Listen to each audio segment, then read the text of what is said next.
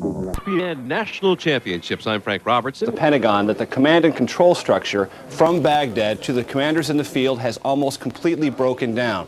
Fact number 4.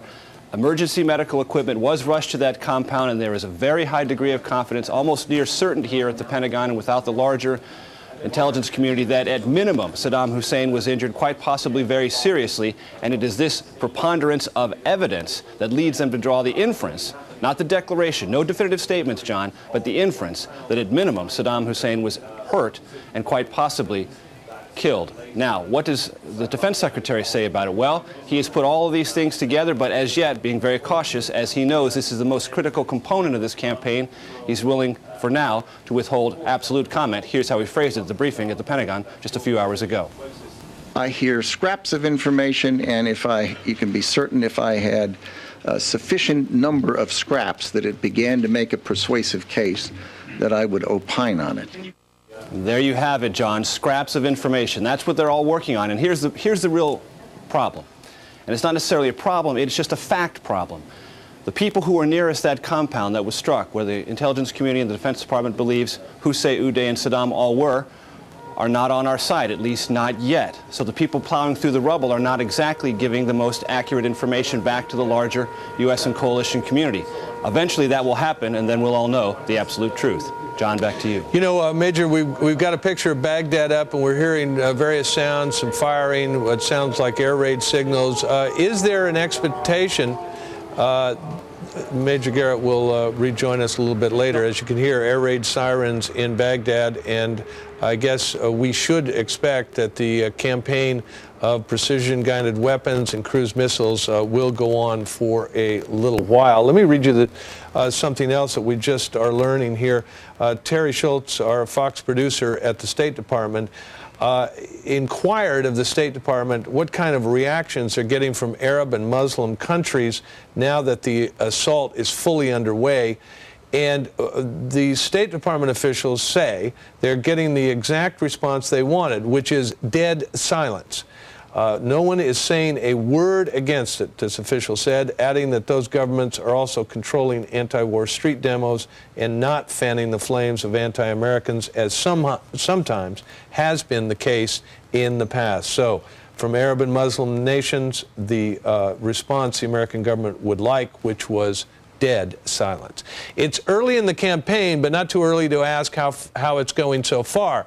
Are there any adjustments to be made on the fly, or is everything going according to plan?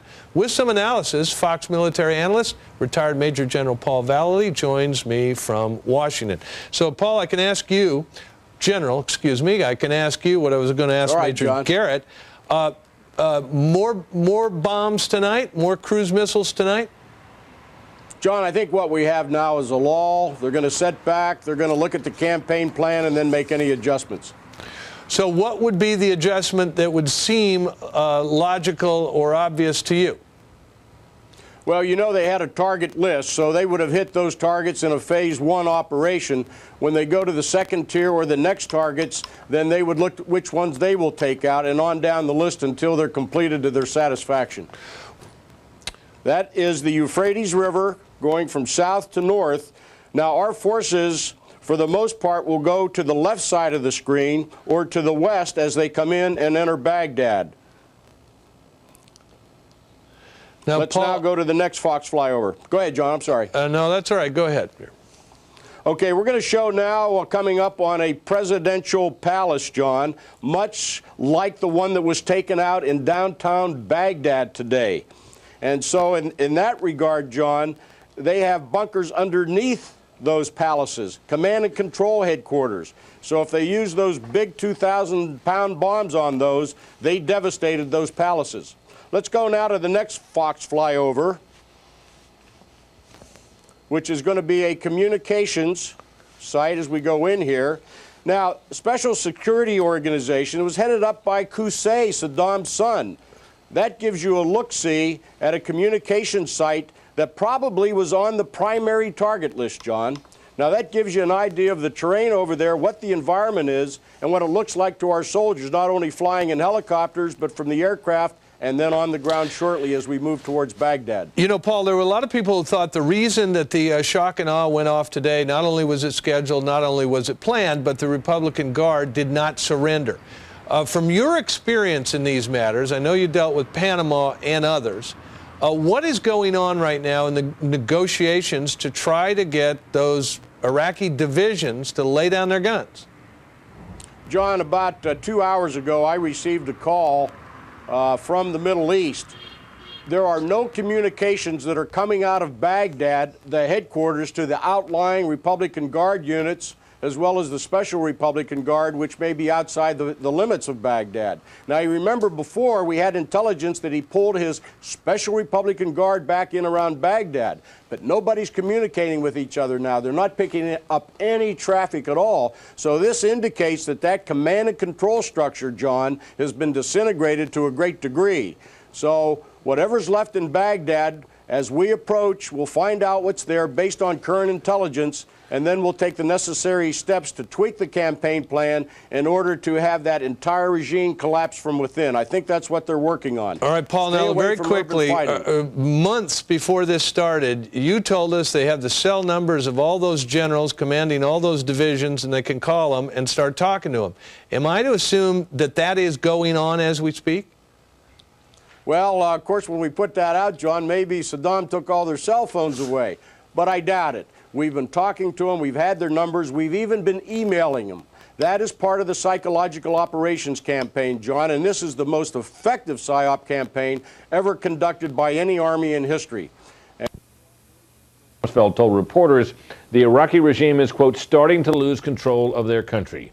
For the latest on Operation Iraqi Freedom Now, Fox News Pentagon correspondent Brett Baird joins us now live. Brett. Hi, Brett. Tonight, air raid sirens can be heard again in the city of Baghdad, and senior defense officials say to expect more massive airstrikes before this night is through. As battle damage assessment is continuing, the march to Baghdad continues as well. As far as who is in control of Iraq, there are still questions about that, and according to one senior defense official, quote, if any command and control is left in Baghdad, by tomorrow, they will be completely out of touch with their forces.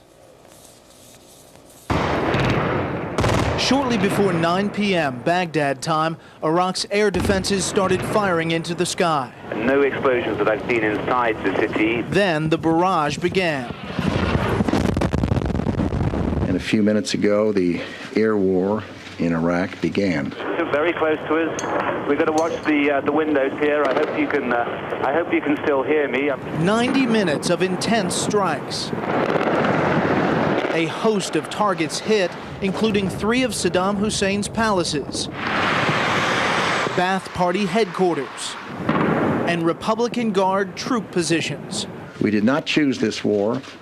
Saddam Hussein was given a choice by the international community. Give up your weapons of mass murder or lose power. He chose unwisely, and now he will lose both. In the first wave, more than 1,200 bombs and missiles hit targets across the country. More than 300 Tomahawk cruise missiles fired submarines. B-2 stealth bombers dropped dozens of precision-guided bombs.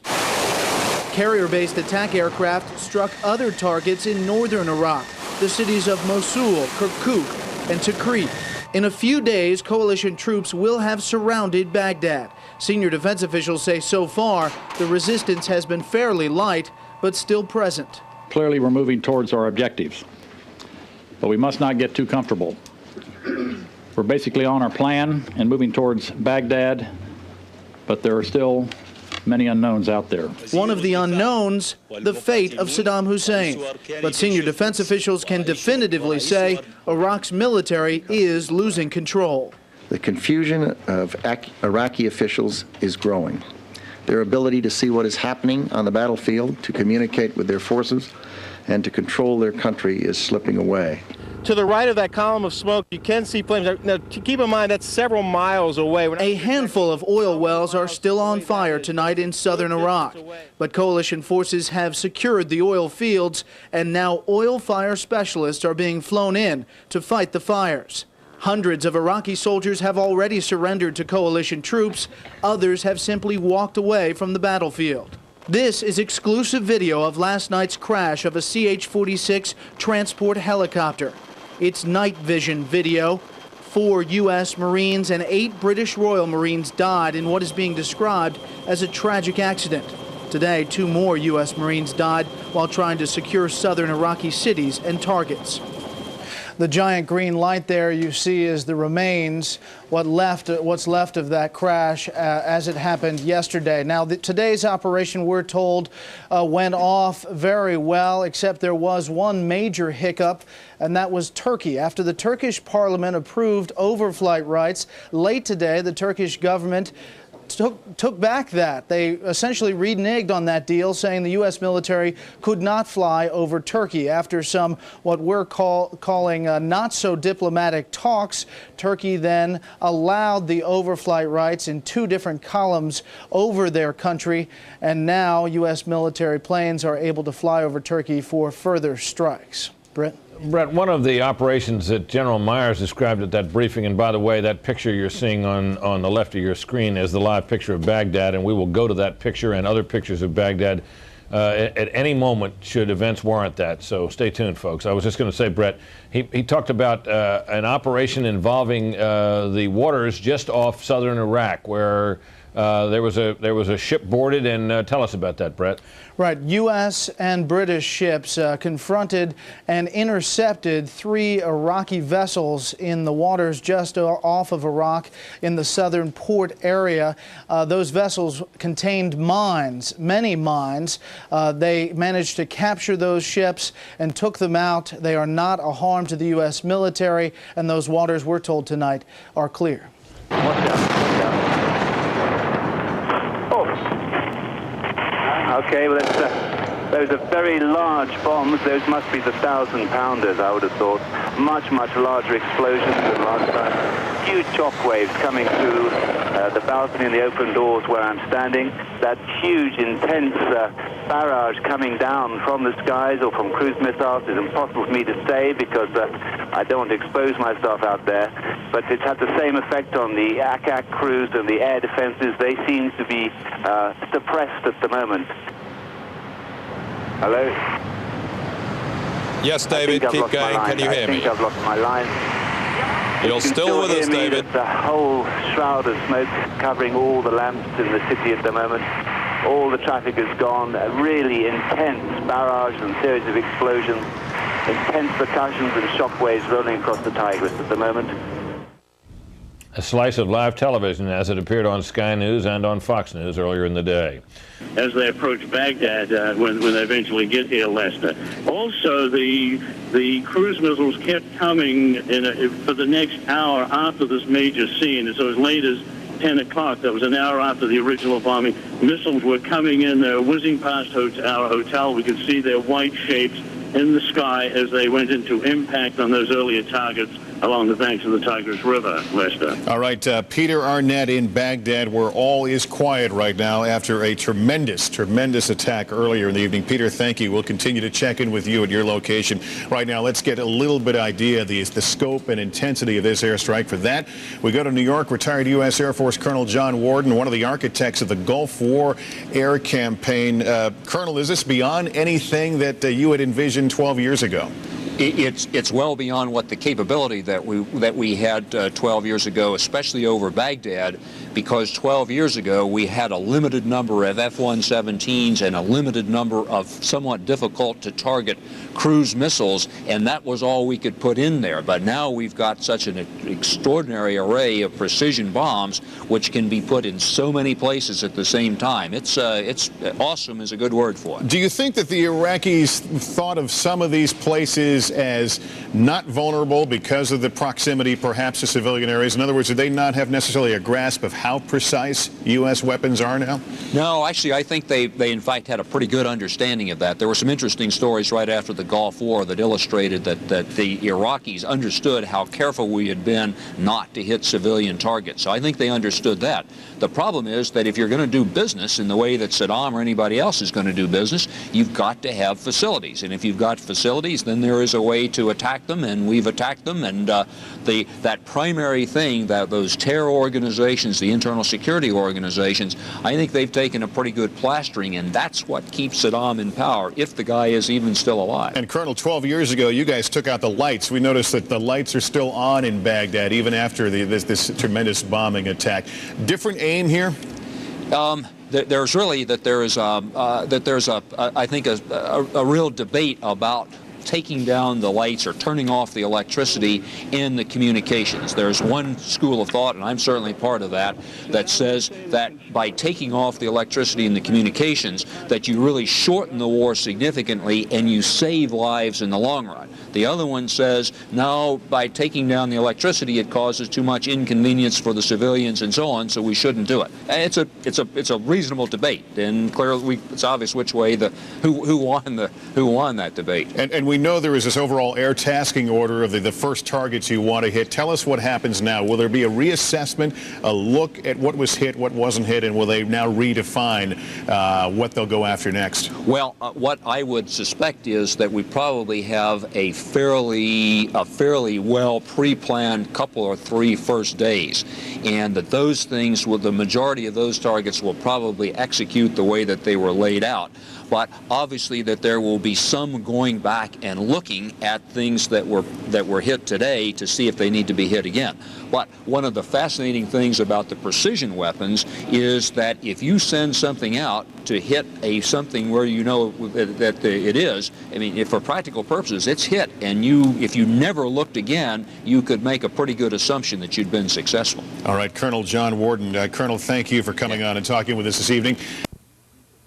Those films that were coming out of Baghdad, there's no question about it. When hundreds of cruise missiles and precision-guided munitions... Coffee, I can tell you that.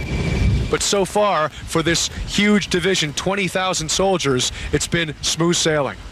David Bloom as the Army marches toward Baghdad. We're on the quarter hour, so let's bring you up to date with the latest developments in Operation Iraqi Freedom. NBC's Fred Francis reports heavy overflights by coalition planes in northern Iraq. Earlier explosions rocked the key cities of Mosul and Kirkuk as allies dramatically stepped up their air assault against Iraqi forces. Defense Secretary Donald Rumsfeld said today the U.S. would convince Iraq to surrender one way or another. We have been issuing through a variety of methods, communications urging the Iraqi military to surrender.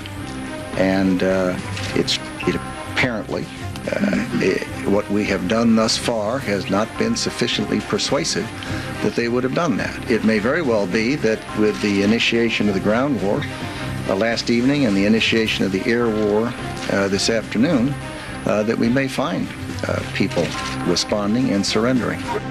There is give and take with the nation of Turkey tonight. Today, the U.S. has finally given overflight rights by Turkey. Now Turkey has moved some of its troops into northern Iraq, apparently to prevent an influx of Kurdish refugees. We'll continue to bring you up to date with all the headlines every 15 minutes. You can also get the very latest anytime on the web. For that, go to iraq.msnbc.com. For complete coverage, as well as the Target Iraq Interactive Library, including in-depth analysis, slideshows, and video, you'll find it all at iraq.msnbc.com. Well, the massive bombing campaign underway in Baghdad and other key cities in Iraq today. To talk about the strategy behind the targets and the campaign, I'm joined by military strategist William Arkin, live from New York. William, good evening to you. Thanks for joining us. Thank you, Leslie. We've heard so much of this shock and awe campaign. Strategically, what is it designed to do, and is there any signs that it's working? Well, we really don't know very much about what it is actually achieving. We know that there has been an intense strike upon a variety of targets inside Baghdad, and the magnitude of that strike has been significant in comparison to 1991, but perhaps we should temper our euphoria by understanding that in 1991 there were very few targets that were hit in Baghdad, and the number of weapons that were used were very small, contrary to what people saw on CNN at the time. So now what we know is that U.S. and British forces are moving into Iraq, but they have largely done so against Saddam Hussein's weakest forces. The 11th Infantry Division, for instance, which was on the border with Kuwait, was one of the weakest Iraqi units and was one of the units that was the first to surrender surrender in 1991 as well. And even the 51st Mechanized Division, which we've heard reports have surrendered en masse, was basically the only heavy unit in southern Iraq. So essentially, American and British forces are moving through unoccupied territory and haven't engaged any of the Iraqi army, and nor has the United States really had much clear evidence that it has achieved its goal. A lot of things have been destroyed in Baghdad, and certainly I think the strategy is well conceived in terms of trying to obviate the need for street-to-street fighting in that capital city, but we still are waiting to see what the end result is going to be in terms of whether there'll be a coup or whether Saddam Hussein will be killed. With regard to the ground troops working north, where would you see, if there was going to be a big battle, where would you anticipate that would take place? Well, since about 1996, when the United States declared a no-drive zone in the southern no-fly zone, there have been no Republican Guard forces deployed in southern Iraq. So the heaviest divisions are really congregated around Baghdad itself. I don't think then, therefore, we're going to see any significant ground engagements, if we see them at all, until U.S. forces get within about 60 miles of Baghdad itself. So we still have another day and a half or even 2 days before that could conceivably happen.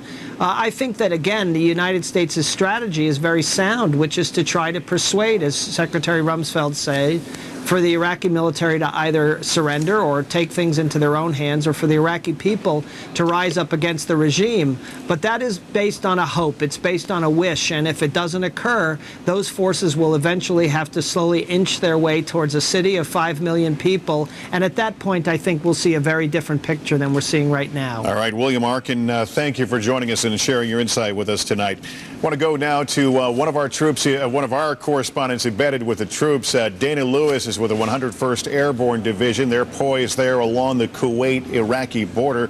Dana, what's the latest with the 101st?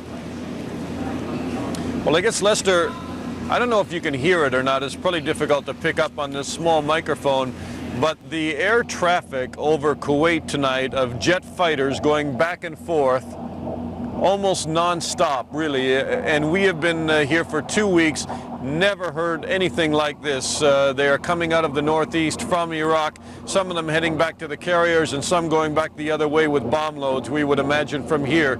You can't see them, but you can certainly hear them. The other thing that we're watching, of course, is this hunt that must be underway in southern Iraq for the mobile launchers that the Iraqis have been using to fire missiles up this way. Where are they? They are very difficult to find, and they can be hidden in groves, they can be hidden in warehouses, rolled out, fired, and then taken out very, very quickly. They've been used to fire these Ababil missiles, and we know that there's a big hunt underway by special forces and regular forces to try and destroy them. The good news is that there has not been an alarm here now or a missile launched against us for about the last 6 hours. So it may be that some of the Iraqi forces have either abandoned them or they may be moving them further to the north and then try to relaunch them again. We'll have to wait and see. Lester. All right, Dana Lewis with the 101st Airborne. Thank you so much for the report there along the Kuwait-Iraqi border. Now, the question that continues in a lot of folks' mind is, where is Saddam Hussein, and are there cracks within the Iraqi leadership? Let's get more on that from NBC News Chief Foreign Affairs Correspondent Andrea Mitchell. There are more indications tonight that Saddam Hussein may have survived that attack on his family compound, but was injured. Saddam shown tonight on Iraqi television, along with his most trusted aide, son Qusay. But U.S. officials tell NBC News it looks like old footage. Iraq's attempt today to prop up its leader. They targeted the houses of his family, but they are safe. In tonight's broadcast, Saddam does not speak. There are no date references. He appears thinner than in the video shown just 2 days ago. The only clear evidence of his continuing to be alive is in the form of a television broadcast. There seems to be a great deal of controversy as to whether or not this group, the Shias, would not be among them. The 101st, up on the top of your screen, why don't we, if we can, there you go, has started to move again. Ryan, I don't know if you're still able to communicate with us or not, are you? I am, Aaron. In fact, I don't have very much time. I don't want to miss my ride. What I wanted to tell you was a little bit about the 101st and these vehicles you are seeing. The 101st Airborne is actually called the 101st Airborne Division Air Assault, and ever since the days when they jumped into Normandy from planes, ever since about Vietnam, they've specialized in moving their troops by helicopters. You don't see any helicopters here, but I would caution you to not think that you won't see any helicopters in this conflict. 101st Airborne has more helicopters than any other division in the U.S. Army. What you're seeing now is basically armored vehicles, some 5-ton trucks, and some armored Humvees with anti-tank systems on top of them. This is how, should the 101st Airborne need to move on the ground, this is how they move. They don't have the same kind of mechanized stuff like the soldiers that Walt is with. They do not have tanks. They do not have Bradley fighting vehicles. Very much a grunt, if you will, an infantry division. Most of what these guys do is hump 100-plus pound backpacks on their backs. So that's what you can expect to see from them. A little bit about where we are. I cannot tell you a little bit about the environment. This is a very friendly setting. There are some Iraqis moving around in what look like 5-ton trucks. I'm told they are Bedouins also here. They are very friendly. They've been driving by. As they drive by the U.S. troops, they've been waving, the U.S. troops waving back.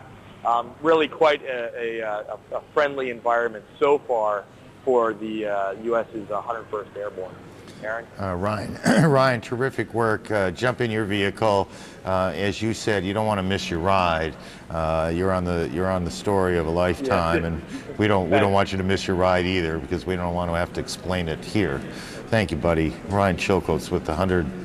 I'm going to go to Walt in a second. This is one of those questions that we ask because we suspect it comes up. If they're an airborne unit, why are they driving in the desert, General? Well, this is actually an air assault unit. It used to be an airborne division, and we kept the name for part of the heritage we talked about last night. It's got a great, glorious heritage, but actually it's not jump qualified right now. It goes in with air assault on helicopters. And so they're repositioning on the ground. They're going to move on the ground as far as they can, use the helicopters when they need to make that combat assault in there. Okay, so at one point they were something, and we talked, for those of you who weren't with us last night, I mean, these names, these units have rich histories in the tradition of the American military. The CAV here, the 3rd CAV, goes back 100-plus years, right? That's exactly right. I mean, it's a remarkable unit. Walter, if you can hear us, did you, along the way, since that opening skirmish, as you came across the border, have you taken any artillery at any point? Have you heard any artillery firing at all? Has it been just a clean, straight drive? It has been a dirty straight drive. There has been no firing. Dirty because there were enormous clouds of dust. We've had to stop, clean the air filters on our Humvee, and of course the Army has had to clean the air filters on these tanks. It's the most choking dust we've encountered so far because the terrain through which we've traveled has just been very soft pumice, like baby talcum powder. But again, we have not seen artillery. Again, the object of the cavalry is not to engage, but to find the hostile forces which are out there arrayed against it. That's the position we find ourselves in now. The cavalry does believe that somewhere off to the north and not too far is indeed an Iraqi unit of undetermined size. And as you look out and see the direction in which the 120 millimeter guns aboard the M1A1 Abram tanks are pointed, you have a pretty good idea of where they think that the Iraqi force is. But right now we have not seen anything. There has not been a hostile engagement at this point. There is the possibility that whatever Iraqi units are out there might surrender. Of course, that would be the wish of this cavalry unit because, again, the cavalry is not there to go head-to-head. It is out there to scout and pave the way for the 3rd Infantry Division, which will follow. And again, if they have to engage, they've got more than enough firepower to engage a unit 4 times their size. So engagement isn't an issue. It's just not the goal of this unit. The goal of this unit is reconnaissance to find the fastest, safest way north to Baghdad, and that mission is being performed now. The difficulty, of course, is that the 7th Cavalry may have to fix the Iraqi detachment which is out there, and by fix it, that means hold it, engage it if necessary. Their operating rules are that if it wants to surrender, that's fine. If it shows the least bit of hostility, it will be annihilated. But again, that's not the position of this army. It's not the mission of the cavalry at this point. They're merely trying to punch forward as quickly as possible to Baghdad. Aaron? Walter, I know we're going to lose you a little bit to one of the other CNN networks. I will tell you that the pictures you're sending back are, I don't know if you can see them, they're absolutely spectacular. When you pulled the video phone off the shelf, you got the good one, I'll tell you that. When's the last time you slept? When's the last time these guys slept? I was talking to a soldier aboard a Bradley armored vehicle a few moments ago, and none of us has slept for over 60 hours, and no one slept in a horizontal position in at least that long. They have actually more space cramped up in the tanks than the CNN crew has in its Humvee. The reason being, we're just crammed full with electronic equipment, and I find myself sitting upright almost in a prenatal position, awake or asleep, and there isn't much sleep. So really, there's been no horizontal sleep of any sort for 60 hours, and no one's had anything to eat except a meal on the run.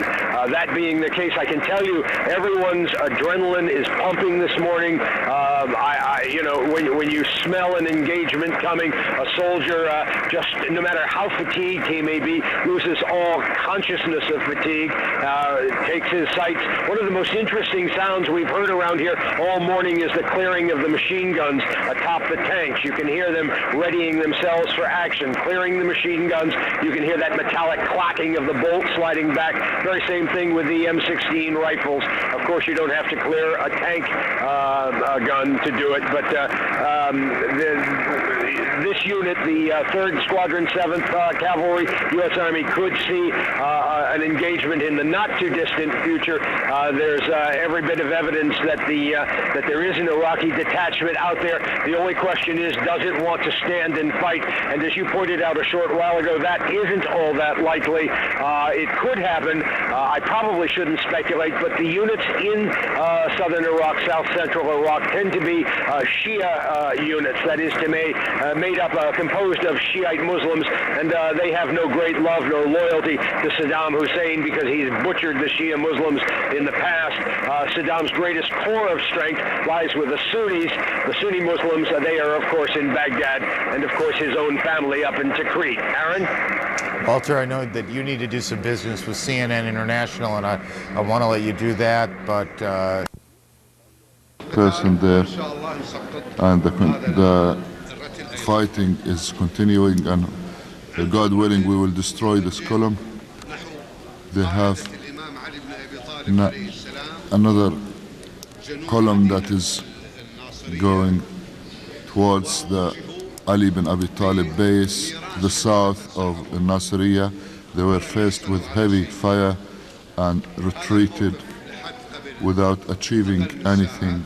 This is the position until about an hour ago, and it's not as they claim. As for their cowardly assault on the capital Baghdad last night and this morning until dawn, of course they said that they launched over 300 missiles. We have calculated in a small area of Baghdad that 19 missiles fell on that particular area. At dawn I went there and I saw parts of these missiles. 19 missiles in a very small area. Therefore, I expect tens of missiles that have been shot down by the Iraqi air defenses, and we are calculating all these missiles. This gang of villains, international villains.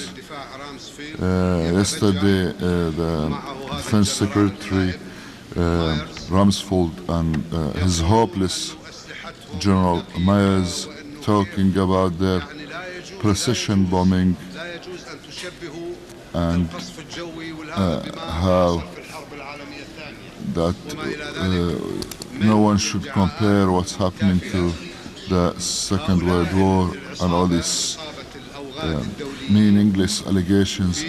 This international gang of villains assaulting Baghdad with hundreds of missiles and stealth bombers. The number of the injured civilians, men, women, and children in their houses, where their houses have been hit.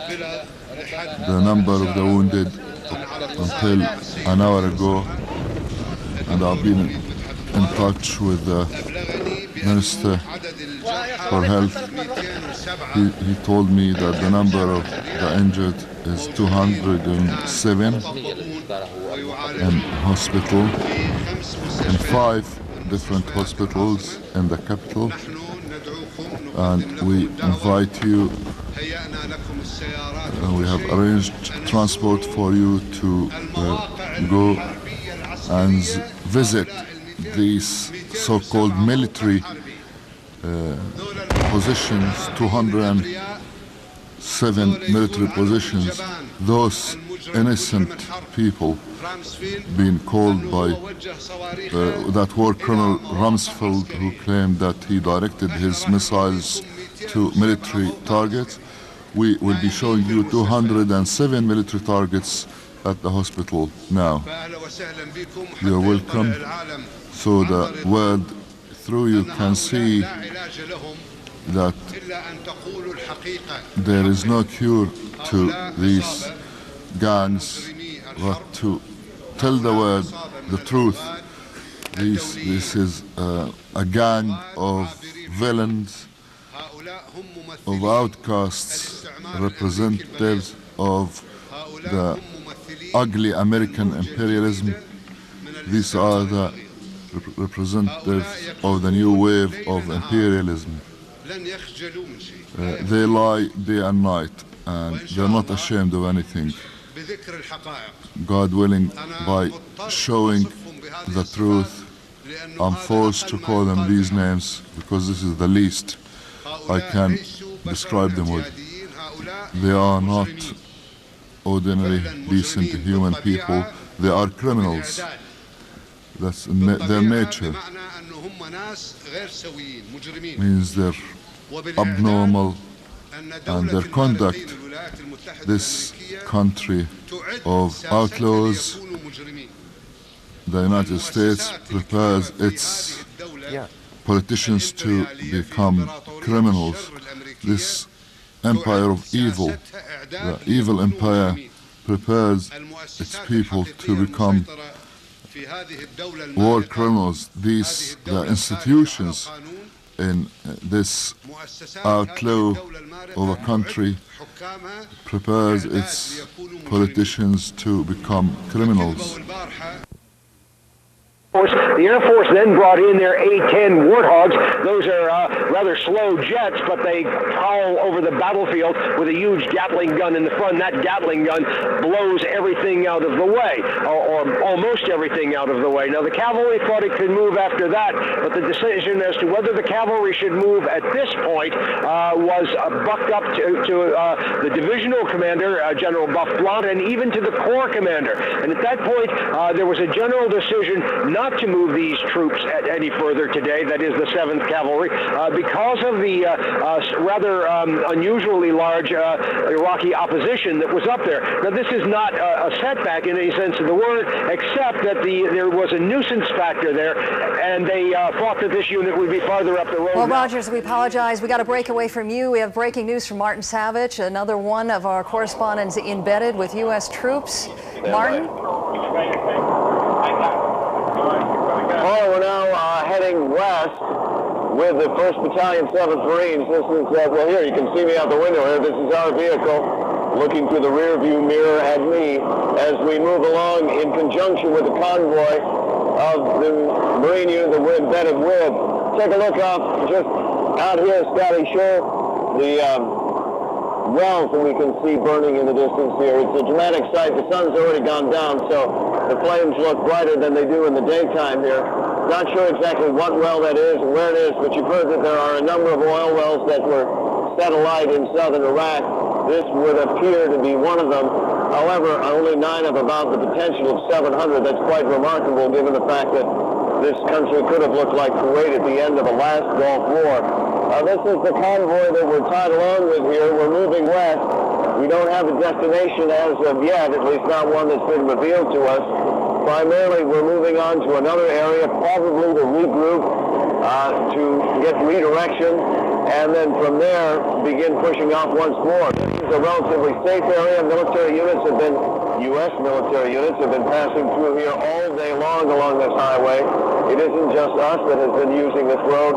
British forces as well, British tanks, British armored personnel carriers. It's amazing how much equipment, how much machinery, how many people have been pushing up from out of northern Kuwait and into Iraq, and that drive is continuing on. The eventual goal of this unit, probably most of the other units, will be Baghdad. Paula? Martin, you had some tense moments earlier today when you encountered a rocket-propelled grenade as you were embedded with 1st Battalion. That appears to be, I believe, anti-tracer or tracer fire. We have General Don Shepard who's going to join us from CNN Center, who can much better recognize this than we can. Once again, just to give you an idea. Artillery fire tonight, some still going out, but much less than we saw last night. Cruise missile maybe there, no? No, likely that is something that is part of the air defenses from the Iraqis. Yeah, we haven't heard any air raids in Baghdad lately since we've had the shot up, but clearly some activity in the sky, and that's an Abu Dhabi feed, and the ticker there said it was, you know, they're reporting firing, and you can see AAA going off there pretty clearly now. So aerial bombardment has started in Baghdad for the 2nd straight night, and we could see some of what we saw last night. Go ahead. It's interesting that the oil cloud that they lit off earlier today doesn't seem to have hung around much. Is that the oil cloud? Do you think that's part of the oil cloud there? No, I think that's the smoke from the damage that was done last night. That the oil smoke was much blacker and much denser. It seems to have dissipated. Well, those look like fires burning. Might have been damage that's done just recently. Exactly. So this is the beginning of what we might see. Combination of cruise missiles and aircraft tonight. Exactly. No aircraft over during the day, from what we could tell. And not well, and it's hard to know whether they're using how much aircraft they're going to be using at night. As General Frank said, you know, why risk a pilot when you don't need to? Why not have aircraft dropping bombs during the day? It simply puts them at risk, right? It does put them at risk, John, and they are as effective in delivering their precision munitions at night as they are in the daytime. So the advantage is to the United States forces in going at night, although that doesn't preclude the possibility in future days of going 24 hours around the clock with both cruise missiles and with manned aircraft. Well, you know, in the build-up to this war, there was a great deal of talk about a 48-hour campaign, non-stop. But that's not what's happened here. There have been breaks, and especially breaks during the day. Well, it looks like, you know, CENTCOM is being very flexible in their things. We're talking about these conversations with different people throughout the Iraqi leadership.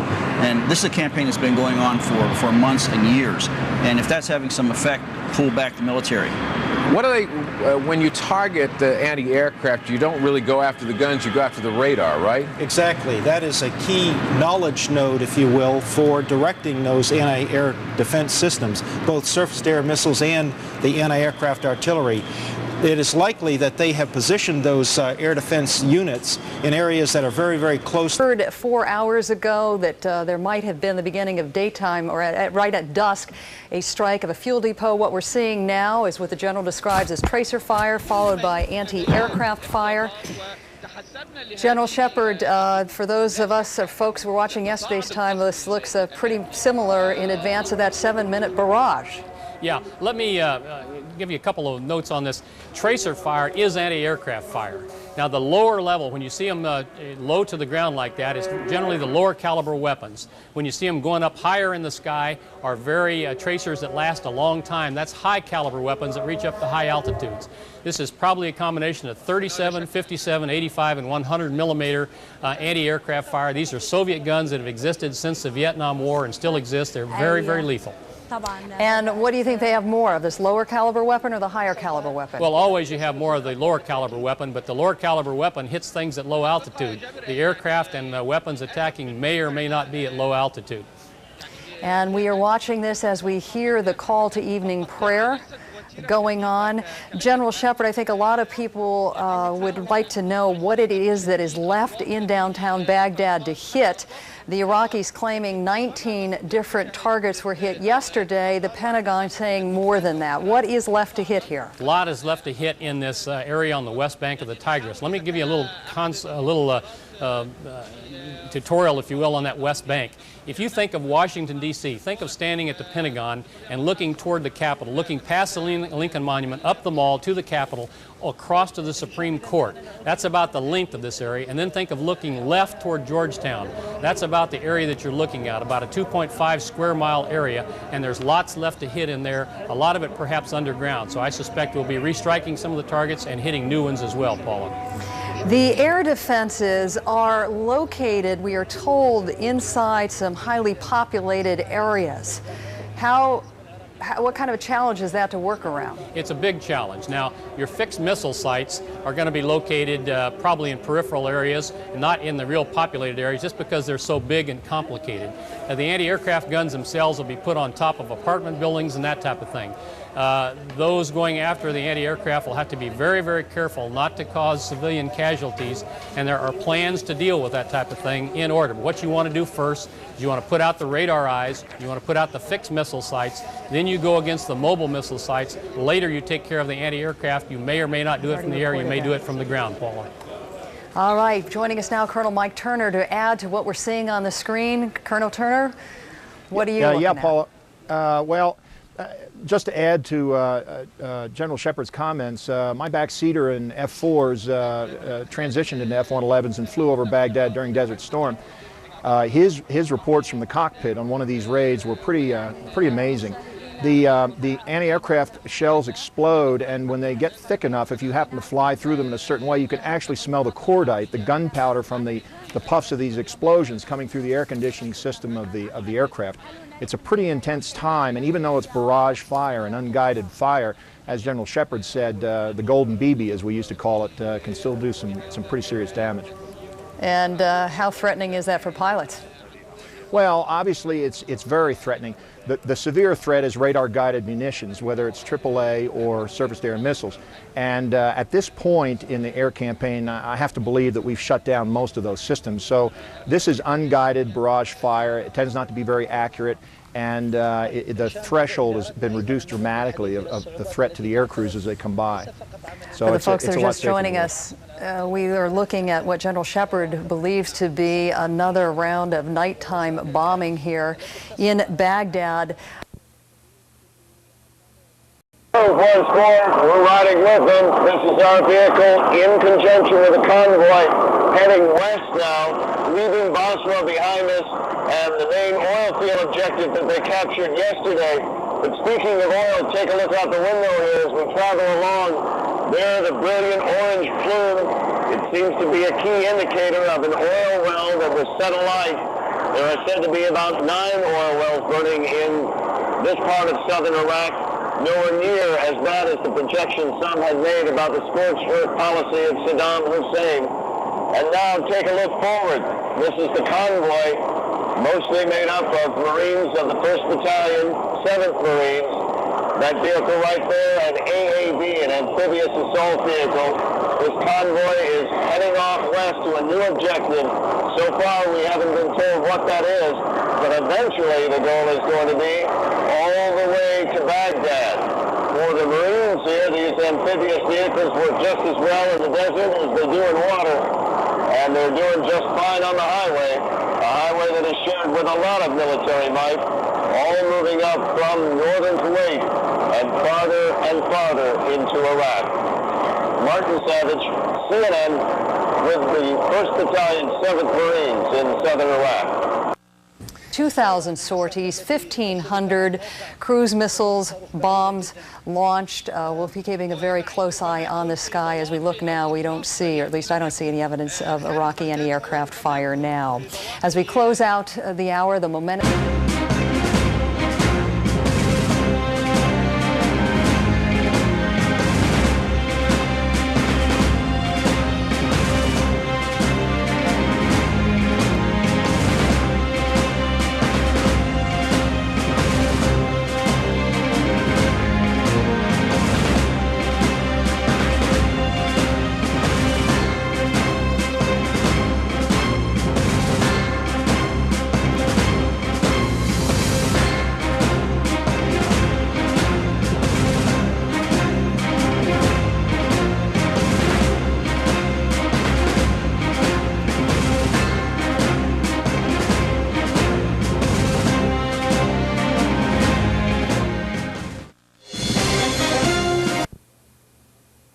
Iraqi soldiers that might be in hiding right now. The moment they find armor, the moment they find any tanks, they're blowing it up. And that's exactly what is taking place in the background here. Whoa! I think my foresight's off. All right. Yeah, that was a tow missile. Fired in the general area where you saw that tank before that was being blown up. Obviously, they're seeing stuff down there they're not too happy about, not taking any chances. The tow missile is a very heavy weapon. They throw the tube off the top. They'll get ready to reload again. They'll try to move positions, too. We're not exactly sure what they're seeing up there at this point. I mean, obviously, we're still trying to keep our heads up around ourselves. At the same time, the demolition crews are preparing the other tanks, and we'll try to bring that to you. They seem to be concerned about, obviously, the village itself. Not that there is obvious reason to be suspect. It's just that that's an area of population. You keep an eye on that. You want to make sure that any Iraqi soldiers, anyone that might want to do the U.S. military harm, is not using the village as shelter, as cover, a place where they can easily melt their way into. So that's their concern there. Well, there you go. It's getting hot. Let's go. That looks like the armored personnel carrier. We're going to keep moving back because these also have ammunition inside of them. There goes your tank down the end. And the secondary explosions that are about to follow. You're all right, Gerard. Keep coming back. Let's pull back.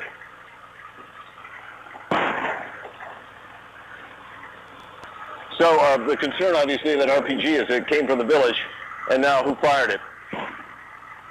And do they have another one, obviously?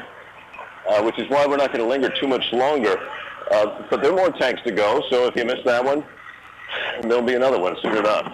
Talk, safety pin completely released. Check. See. It's just Saddam's hardware being taken apart piece by piece, and that is something the U.S. military wants to do and did extensively after the Gulf War. That was Martin Savage showing a great calm under duress. In an earlier report, now they do, then they could just rally and demonstrate and have speakers on a platform, but now they can march through the streets. As I said, no exact crowd estimates, but they're saying tens of thousands of people. Same group that staged a protest every day this week, and on Thursday there was some conflict in Times Square. About 5,000 people showed up blocking traffic during rush hour, many of them being taken down right on the street and subdued with plastic restraints, taken to police headquarters and then charged with disorderly conduct and resisting arrest. A big concern has been the Academy Awards, which will happen tomorrow night in Los Angeles. We spoke to actor Roy Schneider. The smoke. So we really don't know exactly what was burning. We assume it was the oil wells, and we saw those helicopters firing missiles and their heavy machine guns. Did there appear to be any return fire coming from Iraqi positions? Not from what we could hear from our position. We were about 10 kilometers away from the actual target on the ground. And have you seen any of the burning oil wells, or you just simply saw the smoke? No, we could only see the smoke, but it was really incredible. I mean, it just really stretched across the entire horizon. We counted about 7 or 8 plumes. It was hard to count them all because they actually kind of came in together at certain points. You couldn't tell what were separate plumes or not. There's nothing more chaotic than a battlefield. As you move around, is there a sense of where the friendlies are and where the enemy is? Absolutely not. And, towns that we think are already under, in the hands of the coalition forces, we get there and see that there's actually no forces there. They've actually swept through and gone on to a new location. We've been hearing a lot of reports that Iraqi soldiers had taken off their uniforms and they were just mingling in with the population. So, people don't know who's who in certain cases. It's really a bit dicey moving around. And as you have encountered civilians, have they reacted to you in any way? Some are friendly, some wave and say hello, and it's quickly followed by give us water, give us to your telephone, we want to make a telephone call, give us food. And it's a certain bit of hostility. There's a certain bit of edge to it. And, it seemed to me that, there are a lot of journalists driving around with a lot of food and water and things in their cars, and a lot of very poor people here. And one person said, the Americans promised us aid. Where is it? And Keith, besides the Cobras, have you seen any American fighters or warplanes hitting any positions in the area? I haven't seen that, but I'm just here at the Safwan now, where we've retreated to after being near Basra, and we can hear heavy artillery fire. Just lost his signal, but that's Keith Richburg giving us from the Washington Post, giving us a sense of what's happening on the ground now in southern Iraq. Apparently a fairly good pounding that the U.S. Marines delivering to positions on the outskirts of Basra. We'll continue to check in with correspondents on that situation. I want to turn right now to the situation in the northern Iraq, a situation that may be getting complicated by the hour with regard to Turkey, the Kurdish population, and what the U.S. may have to do or may be called upon to do to separate them. David Phillips is with the Council on Foreign Relations. He's also an NBC News analyst and joins us from New York. David, good afternoon to you. Hi, Lester. What is your sense as to where all this could go in the north? If the Turks decide to project force across the border, Iraqi Kurds have said they would fight them. That could be a catalyst for a spiral of violence that would involve U.S. forces. The situation could easily get out of control. Do you think, we now know the 4th Infantry Division has abandoned essentially any efforts to get ground troops into Turkey and move in. What is the next option for U.S. forces, in your opinion, to separate these sides? There have been Turkish troops on the Iraqi side of the border for several years. It's important that the Turks restrain themselves and not try to deploy forces to Kirkuk or Mosul. Mike Tobin is live in Central Command in Qatar. Mike. Well, Derry, despite all the rapid advancements of the troops that have entered Iraq, really from the north, the west, and the massive force that you have coming up from the south, the harsh realities of war are not being lost on the top brass here. As a matter of fact, 4 U.S. soldiers were killed in an RPG attack right about the time that General Franks was giving his briefing. He talked to that subject, of course, not specifically about this attack, but the fact that they are here at CENTCOM well aware that U.S. soldiers are in harm's way. Who's got some new information for us? Major. Yes, indeed, Dari. I have some information, and it is very good information, and it corrects what Fox News has been reporting for a while, and other sources have been. We said that there were 4 dead members of the United States Army attached to the 3rd Infantry Division. They are not dead. They are wounded. That has been confirmed throughout the 3rd Infantry Division. What happened in this case is there was an embedded journalist, Colin Brazier with Sky News, a colleague, a sister network of Fox's, who was embedded with this particular element of the 3rd Infantry Division. He saw 2 rocket-propelled grenades hit 2 separate Humvees, each containing 2 Army personnel attached to the 3rd Infantry Division. By what he saw, it was clear to him that they were killed. That, in fact, is not the case. They are wounded, not dead. I said mere moments ago, because we had been told here at the Pentagon, trust what your embedded reporters tell you. If that's what they saw on the scene, that's what you should go with. There has now been a thorough investigation throughout the 3rd Infantry Division. These 4 members of the United States Army wounded, not killed in action, wounded, and are being dealt with by the 3rd Infantry Division as it continues to make its advance from southern Iraq, northern toward Baghdad. This is a case where an embedded reporter thought he saw what he saw, communicated it. In fact, what he saw wasn't exactly what was the case. It's been thoroughly investigated by the 3rd Infantry Division, and I'm glad to report these 4 soldiers wounded, not dead. Back to you in New York. Well, that is certainly the kind of news we like to hear. Thank you, Major. All right, Greg Palcott is live in Amman, Jordan. Greg. This report. We passed more than a dozen oil fires as we traveled north, further into Iraq, driving under and next to towers of flames several stories high. And we saw hundreds of camels, one young one by himself, others in large packs. Meanwhile, our pack moves slowly because of trouble ahead and more than one flat tire. There are guard posts built on highway overpasses, but all of them appeared empty. And we saw farmhouses and men dressed like farmers. But the Marines suspect some of these guys are soldiers who changed clothes to avoid capture. Marines are staging again at yet another assembly area, digging fighting positions and checking their gear. But no one expects to stay here very long. In Iraq, Rick Leventhal, Fox News. Other than that, the information on this subject is just coming into Central Command at this point, and you have the press group here who work in the back office and help the media out with information, scrambling to get more, but really their information is limited. As you know, big sections of the 101st Airborne Division have already moved into Iraq. There is not a whole lot of information as far as which divisions are still back in Kuwait at Camp Pennsylvania, where this this attack occurred. All right, thank you, Mike Tobin. Thanks so much. Joining me now, it's sort of a poignant and appropriate time to talk about this. Retired U.S. Army Lieutenant Colonel Glenn Lackey. Colonel Lackey, actually, he's a full colonel, not a lieutenant colonel. Colonel Lackey, we have just heard a story about some of our soldiers being injured in battle at the very beginning of, or not even in battle, but being injured by people who are supposed to be part of the team. I want to talk to you about something that I teased at the beginning of the show, which is we are likely to see in the coming days the use of the most devastating weapon in, well, world history, and that is the American soldier. Britt Hume on Fox News Sunday about a week ago said that maybe the person of the century for the 20th century should have been the American soldier, and he provided eloquent reasons for that. But rather than reciting his soliloquy, I'd like to talk to you a little bit about it. You served in Desert Storm. You were a guy who briefed Norman Schwarzkopf. You have been there in the trenches.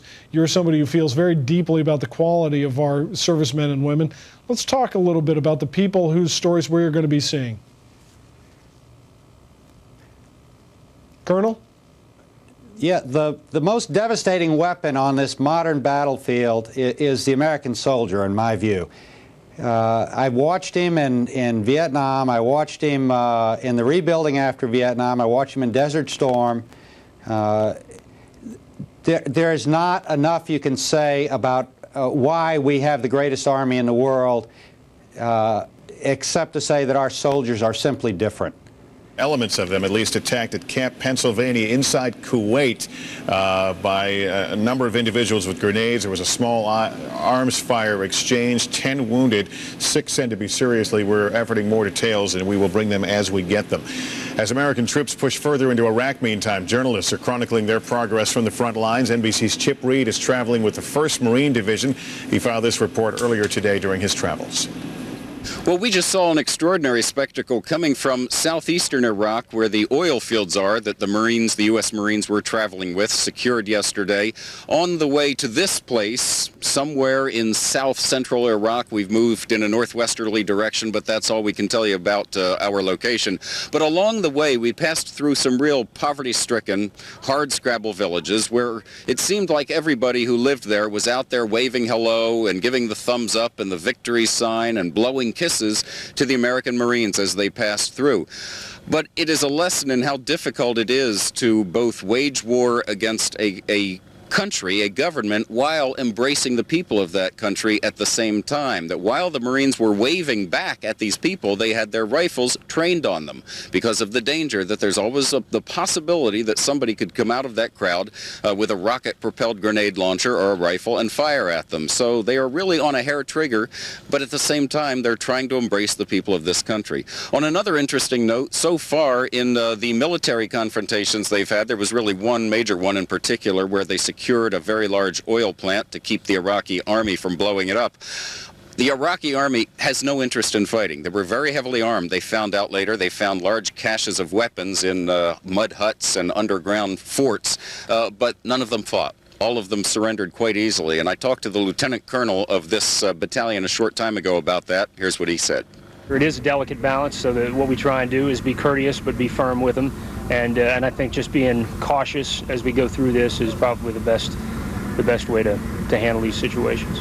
Lieutenant Colonel Mundy fully expects, though, as they head farther north and they run into the Republican Guard as we get closer and closer to Baghdad. They're not telling us we're going to Baghdad, but that is the general direction we're heading at this point. But as they head more in a northwesterly direction, it is expected that there will be more resistance and things will become more dangerous. Back to you. All right, and we're getting a bit more on that attack on members of the 101st Airborne Division inside their camp at Kuwait. It was small arms fire apparently happened at the rear of their base camp when they were attacked with grenades and small arms. There was an exchange of fire. 10 wounded, 6 seriously. They were taken to a field hospital, and the attack was the 4th against Americans in Kuwait since October, but this is the first time that U.S. forces have been penetrated in Kuwait since the war began, and there's no indication on how many, but they threw 2 hand grenades into a tent is now the word we're getting. 10 people wounded, 6 of them seriously, and we don't have any more specific information on the extent of the injuries beyond seriously or the particular unit. The 101st Airborne Division is a vast unit. It has been deploying over there now for weeks. Some of the units, as we heard from David Schuster, have actually moved into Iraq, but the bulk of them are still inside Kuwait, awaiting their start of their missions inside Iraq, and the military, again, not identifying the unit of the 101st. Dana Lewis, I'm told we now have him. Dana Lewis is our correspondent with the 101st Division. What do you hear? What we're hearing is that this took place at a camp known as Camp Pennsylvania, just down the road from where I am. In fact, I was in that camp 2 days ago, and I can tell you that security there has been very tight. But despite that, a spokesman out of Fort Campbell, George Heath, is saying that there was some sort of infiltration into the camp by so-called terrorists who threw 2 grenades into a tent, and they have 10 injured, perhaps 6 seriously. Here at this camp, we've heard that they were calling for medevacs, more than one, to airlift the wounded out. Certainly we know that each medevac carries 4 litters, so if you're calling for more than one, that would confirm that there are at least more than 4 wounded. I can tell you at this camp where I am, security has been absolutely tightened up over the last, I'd say, 3 days. Barbed wire strung across the camp. Suddenly, parts of the camp that we used to walk into, you can't pass through anymore without giving passwords to go into certain areas. A lot of concern by all of the leadership that there could be infiltrations from Iraq, and that somebody might try to attack American forces staging here in Kuwait, getting ready to move into Iraq. And that's exactly what those troops were doing in Camp Pennsylvania. We knew that they were supposed to move out very soon to head to Iraq. They had uploaded some live ammunition with them, and at this point, we can't give you any more detail than that, but it seems that there has been some sort of attack inside that camp just down the road from us. And I recognize this is all breaking now, but what reaction are you getting from the soldiers you're with?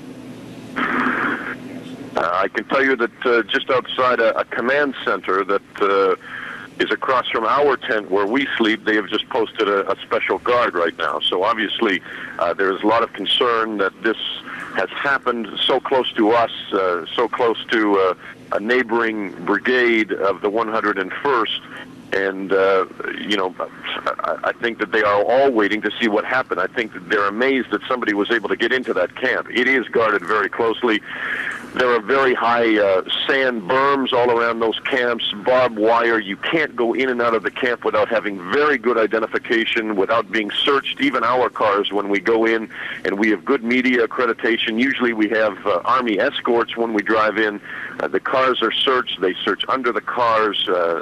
They don't check our person, but they obviously know where we're from, and we have good ID. But any of the foreigners, like the local hires, for instance, from Kuwait that are going in there, we've seen them. They all get patted down, searched physically before they enter those camps. So, I mean, this is it.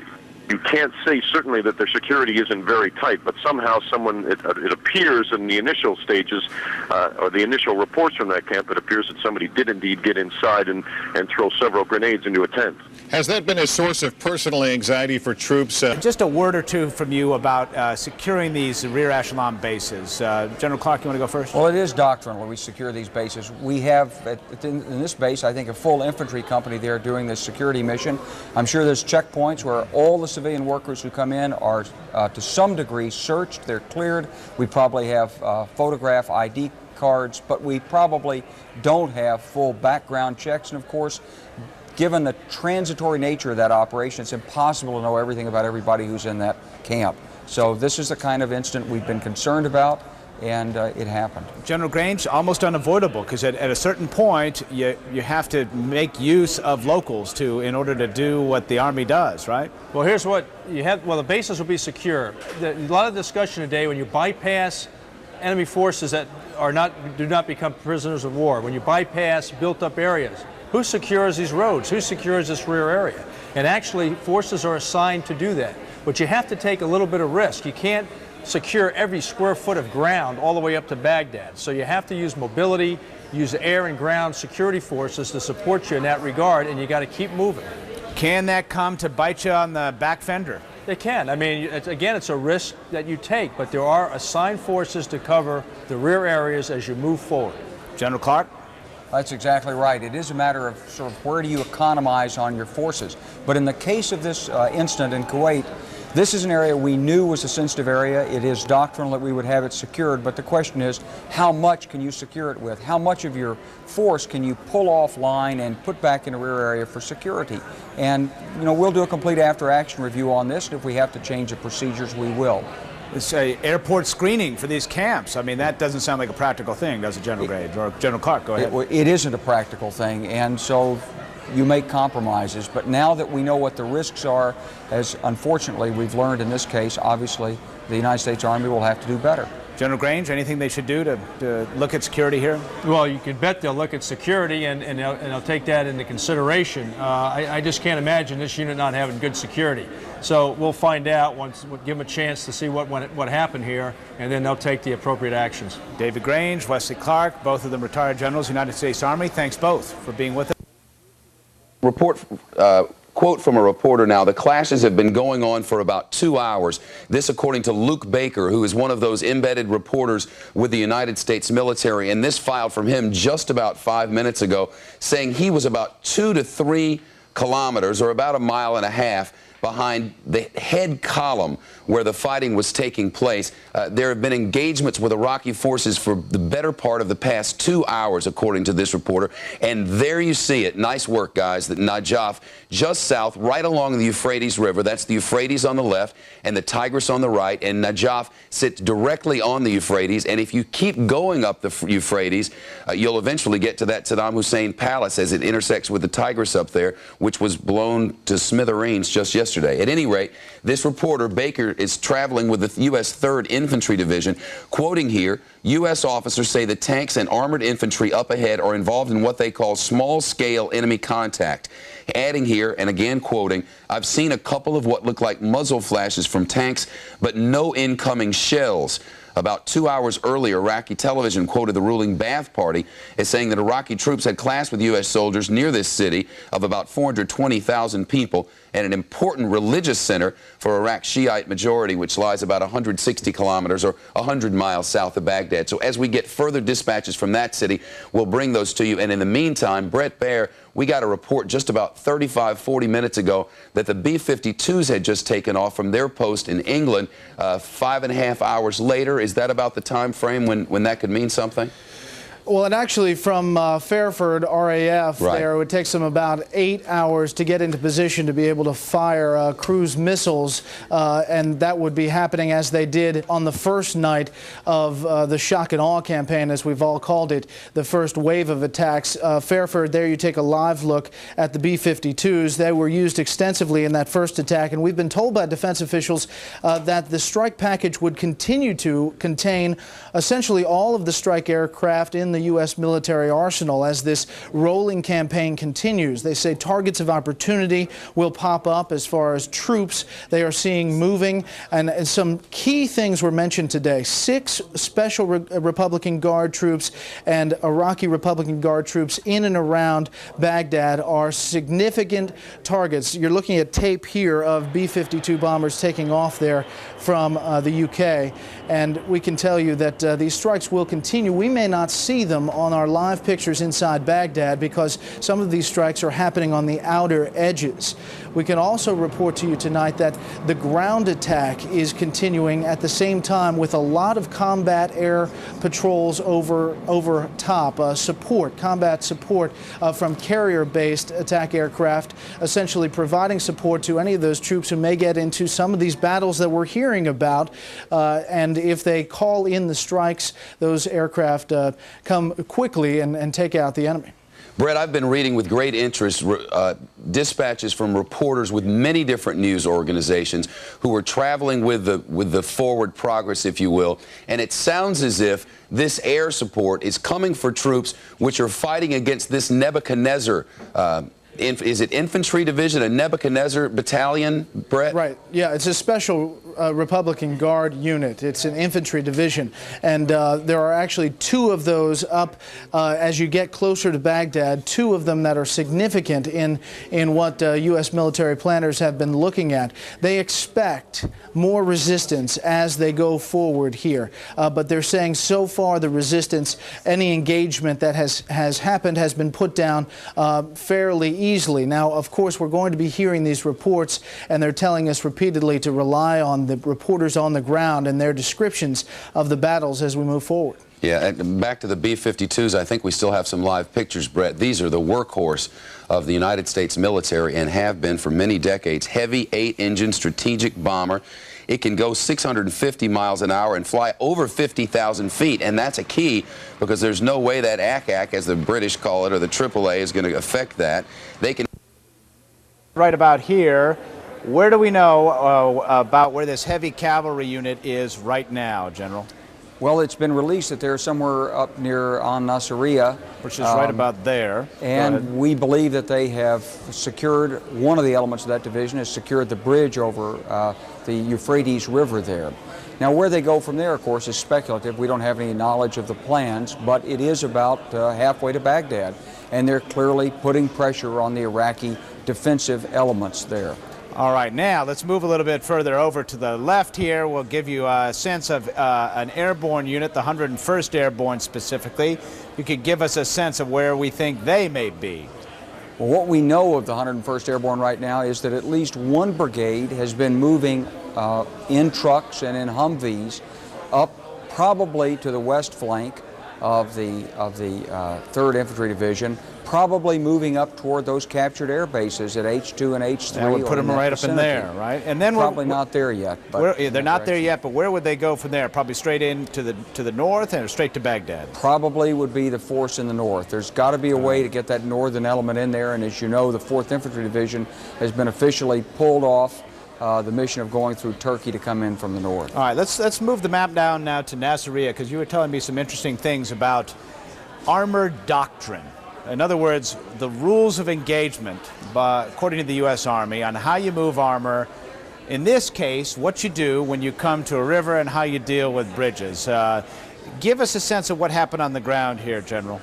Well, we know that there was some resistance from the Iraqis there, that the forces that we put on the ground did not do a tank charge, a World War II style infantry assault to try to overrun the Iraqi forces. Instead, using our superior firepower and communications, we put artillery fire on, and when that didn't loosen them up, we brought in A-10s, and we've heard already today from some of the A-10 pilots who flew that mission. And they were successful in breaking the resistance, and apparently we've moved at least some elements of the 3rd Infantry Division across the Euphrates. Now, we don't know whether the whole division will go across or whether the division will split and go up on both sides of the Euphrates, but at some point, to get to Baghdad, you got to get across the Euphrates. So it's possible you might have tanks going up both sides of that riverbank. What's the reason behind all that? You might, because you might get greater depth. On the other hand, you could also make the argument in classic military strategy, never allow a river to split your avenue of approach. So it can be played either way, and we just don't know, and that's the commander's call. All right, one final point before we get away. There is a report we're trying to chase down that there may have been a skirmish as close as 95 miles from Baghdad in a place called Najaf. We're trying to get you some more information on that. That's Najaf. That would put U.S. forces a lot closer. General Clark, just briefly, that seems like rapid advance. It does, but again, this is open terrain, and if there's no resistance from the enemy, there's nothing to stop you from moving at 20, 25 miles an hour. It's the enemy that determines the pace of advance, so it's very possible that this 3rd Infantry Division or some other force has raced north after seizing the crossing site at Nasiriyah and encountered the next speed bump, that Iraqi force at Najaf. All right, the big picture from a man who knows how to synthesize it, put the pieces together for you. We still got a puzzle left, Aaron, but we're working on it. Well, and as the general reminds me often, this is the easy part, the relatively easy part. Getting from the border to this point, it gets a lot nastier, or might, in the days ahead. Wolf? There's no doubt this is a breathtaking story, Aaron. The developments simply are coming in, not necessarily by the hour, almost by the minute. Let's go to CNN's Carl Penhall. He's in northern Kuwait right now with yet another dramatic development. Carl? Yes, Wolf, just a few moments ago, the all clear was sounded. That was following an attack by an Iraqi missile on one of the U.S. base camps here, close to the border with Iraq, but on the Kuwaiti side. I heard, I was asleep at the time, but we were awoken in the tent where I'm sleeping by the blast of 2 Patriot missiles as they went up into the atmosphere, U.S. Patriot missiles that went into the atmosphere to intercept an incoming Iraqi missile. Commanders here at the base have told me that that Iraqi missile was successfully destroyed in the atmosphere, and following an alert, a chemical alert that lasted some 40 or 50 minutes, the all clear has sounded and there has been no detection of any chemicals present. Commanders haven't been able to say yet what type of missile it was. First indications were that it may have been a Scud. They're now revising that and trying to analyze what kind of missile it may have been. But certainly, Wolf, that missile didn't impact the ground. It was successfully intercepted by the Patriot missiles. Wolf. Carl, there have been a few other missiles that have come into Kuwait, successfully intercepted by this new generation of Patriot air defense missiles earlier within the past 48 hours. But the 40 minutes that you were waiting to get the all clear, was everybody in their full chemical and biological protective gear? No, Wolf, because we're underneath tents, because we're underneath canvas, there was no need to put on the so-called MOP suits, the biological chemical suits that are packed with charcoal. Those are primarily for use when one is out in the open. The first order is to get under cover. Since I myself and most of the American troops here were asleep at the time, there was no need to get under cover. We were simply woken by the sound of the Patriot missiles, put on the masks, and waited there. And as you correctly say, yes, there have been previous Iraqi missile attacks in this region of northern Kuwait, but my recollection is that the last of those was before the start of the ground war, before American troops crossed the berm into Iraq. And I think the fact that Iraqi missiles are still coming in now is not taking anybody by surprise. Obviously, the Patriot missiles were on standby, but has left some of the commanders here scratching their heads, trying to figure out what kind of range these Iraqi missiles are and from what position they may have been fired, considering American forces are so far into Iraq now. Wolf. Carl Penhall, we were showing our viewers some details, some graphics showing the Scud missile. Unclear at this point whether or not that was a Scud missile. They're continuing to investigate. The Iraqis have other kinds of missiles still in their arsenal, including, as all of our viewers remember, those El Samud 2 missiles, half of the arsenal was destroyed by UN inspectors, but others presumably were not. We'll continue to follow that story, and we're going to get back to Carl when he gets some more information. We're going to take a quick break, but up next, the road to the Final Four in full swing. But is March Madness taking on a different meaning this year? Stay with us.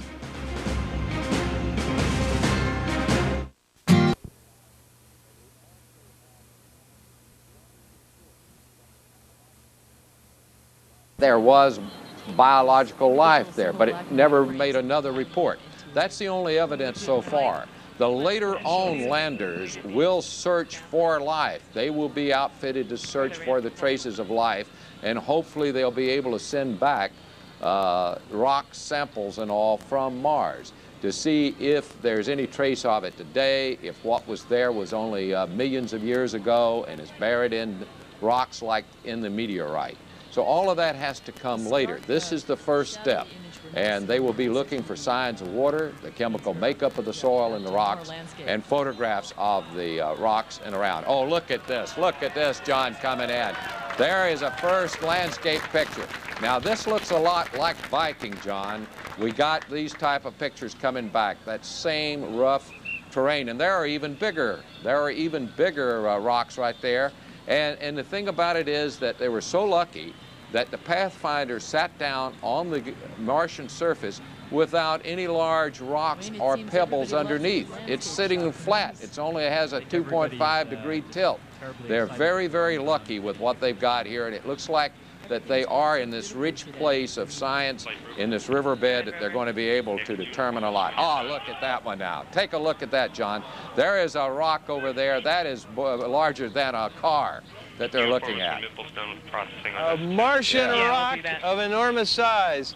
Lucy McFadden, your impressions of what you're seeing and what Jay has been discussing. I can't see them very well. I'm what about speechless. Life on Jeff, Mars, Lucy? Jeff, tell us, you can see them, you're reacting. They are magnificent. We are seeing hills in the distant horizon. We are seeing boulders that are the size of cars and buses. It's just incredible. We are seeing this incredible landscape. They showed one earlier where there's a nice smooth patch of ground with a lot of fine-grained material in it. This is so much, I mean, to me, just in this initial look, this is so much more of a varied landscape than what the Vikings saw. Look at that one. Look at that one, Jeff. Oh, that's incredible. Yeah, it is. These rocks are just, they're huge. And somehow this spacecraft has managed to land smack dab among them and come up upright the first time. This is just incredible. Absolutely incredible. One thing that I should probably correct you on, Jay, is the Vikings did have 4 experiments on board that were designed to determine the presence of biological activity. The one experiment that you talk about that returned a positive result, actually on later analysis, it turned out that they were looking at a soil component, a highly oxidizing environment on the soil that was giving kind of a false reading. It was not an indication of any biological activity. It was an unexpected component of the Martian soil chemistry, which is, after all, the spirit of discovery. You always run into things that you don't understand. The first, oh, look at that one. Oh, it's tremendous. That is just incredible. Absolutely amazing. I mean, this in and of itself is worth the price of admission, just seeing these pictures right here. This is amazing. What the scientists are hoping to characterize here is evidence of an area that has been eroded by large volumes of water in a short period of time. So they're going to be analyzing what those large rocks actually mean. Lucy, can I ask you, we're talking about, big cheer went up for one just there. Are we looking at a wheel? I can't. They're cheering it looks the fact like the that lander the itself. Pathfinder's and the lander's in great shape. It's what they expected here. That's what they're cheering here now, that everything is in good shape. Lucy, what I wanted to ask you is, you mentioned they're looking for evidence of water having passed through the area in some ancient time. Do you mean water or liquid? Oh, no, I mean liquid water. The features, the shape of the features had to have been formed by large volumes of liquid water flowing, but a very, very long time ago, probably 3.5 billion years or longer ago. But you're talking about H2O water, the water we know and love? Yes, I am, sir. Yes, indeed. So what is the theory about where it went? Well, again, this was back at the beginning of the formation, or very soon after the formation of Mars, and it doesn't have much mass, and there wasn't enough gravity to hold the water there, so it evaporated and has escaped from Mars. That's where most of it is gone. We also believe that there is probably a component of it that is trapped beneath the surface, trapped below the surface where the dust and rocks are insulating it from evaporating. So some of it's gone up and some of it's gone down.